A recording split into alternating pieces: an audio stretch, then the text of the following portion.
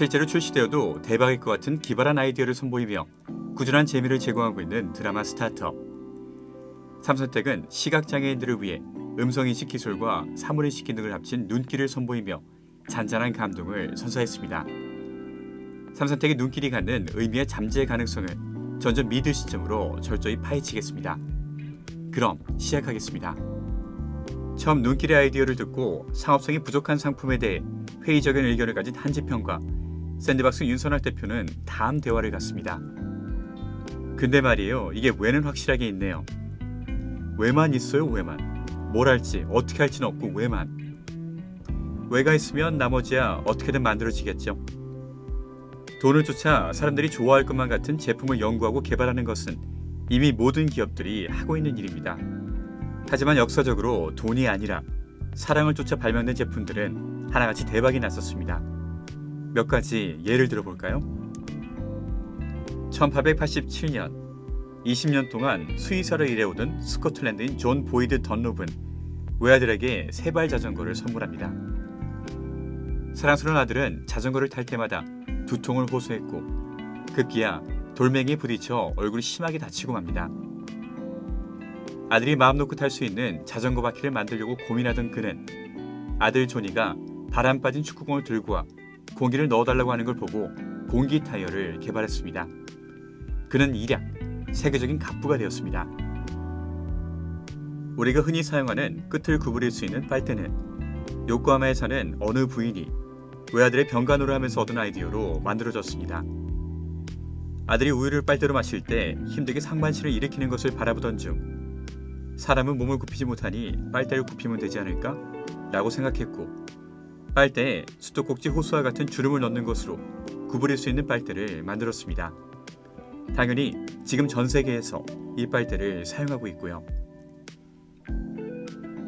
이제는 인기 홈카페 아이템으로 자리 잡은 캡슐 커피. 간편하게 일정한 맛을 즐길 수 있다는 장점을 갖고 있는 이 기계는 네슬레 직원이었던 스위스 엔지니어 에릭 파브레의 아이디어로 시작되었습니다. 이탈리아 출신 아내가 늘 고향 카페의 에스프레소를 그리워했는데 1970년 그는 아내를 위해 커피 머신을 개발하기로 결심합니다. 이탈리아 여행 중 에스프레소 머신을 다루는 모습에서 영감을 받아 강한 압력과 적절한 공기로 커피의 맛과 향을 증대시키는 캡슐 방식 커피를 발명합니다. 이렇듯 사랑하는 사람들의 불편한 모습을 보고 이를 해결해주기 위해 발명된 모든 발명품들은 엄청난 성공을 거두었습니다. 성공적인 제품 개발은 소비자 니즈를 파악하는 것부터 시작되는데 내 주변에 내가 사랑하는 사람의 니즈만큼 강한 영감을 주는 것은 없습니다. 남도사는 우연히 안과에서 달미 할머니가 시력을 잃어가고 있다는 것을 들었고 이를 곰곰이 생각하던 중 아이디어를 냈습니다.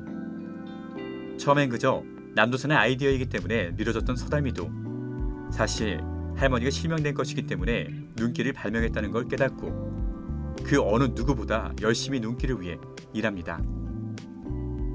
이런 이들의 열정에 온 세상이 응답하기 시작합니다. 남도선의 사촌인 남천호는 박찬호라고 하는 셀럽에게 연락을 취하고 우리에게 너무나 사소한 것을 잃어가는 이들에게 다시 일상을 선물하고 싶다는 눈길의 취지에 감동받은 그는 자발적으로 인터뷰를 하고 눈길을 응원, 홍보합니다.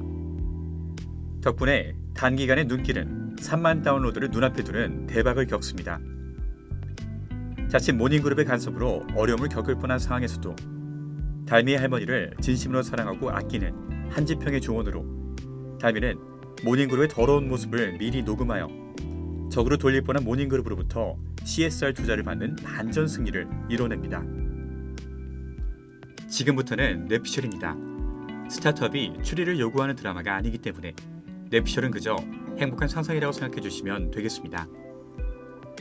데모데이는 스타트업이 빨리 자리 잡도록 도와주는 엑셀러레이팅 프로그램의 막바지 단계입니다. 주로 여러 투자 관련 기업들이 앉아 심판을 보고 참여 기업들의 피칭에 점수를 매긴 뒤 실제 네트워킹을 통해 후속적인 투자로 이어질 수 있게끔 도와줍니다. 국내 기업들은 아직까지 눈길과 같이 유저 숫자가 늘어나면 지출이 더 커지는 상품에 관심을 보이지 않습니다. 하지만 해외는 어떨까요? CSR은 Corporate Social Responsibility를 가리키는 말로 사회적인 책임을 다하는 기업들은 CSR에도 노력을 기울입니다. 비즈니스를 함에 있어 환경 파괴를 최소화하고 수익을 올릴 만큼 사유 환원하는 것이죠.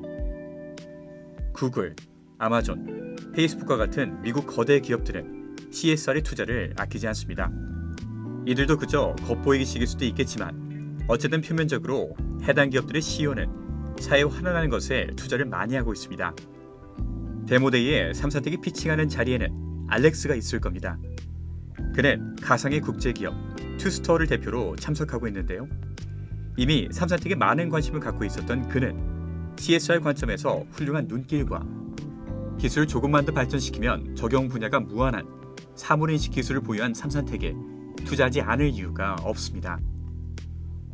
겉과 속이 다른 국내 대기업을 대표하는 모닝그룹 같은 저급한 곳을 상대할 것이 아니라 한 번에 해외로 나가는 것도 삼산텍에게는 꿈이 아니라는 것이죠. 데모데이를 계기로 한 번에 세계로 뻗어나갈 삼산텍 기대해 보겠습니다. 물론 비즈니스 이외에도 이미 첫 키스로 로맨스의 주도권을 잡은 남도산과 자필로트를 통해 서담에게 드디어 정체가 공개되는 한지평사의 격돌도 기대가 되는 부분이고요. 영상 재미있게 보셨다고요? 점점 믿을 시점으로 계속 스타트업을 따라가고 싶다면 좋아요, 구독, 그리고 새 영상 알림벨을 눌러주세요. 한국 드라마도 미드로 만들어버리는 점점 믿을 시점의 라이언 킴이었습니다.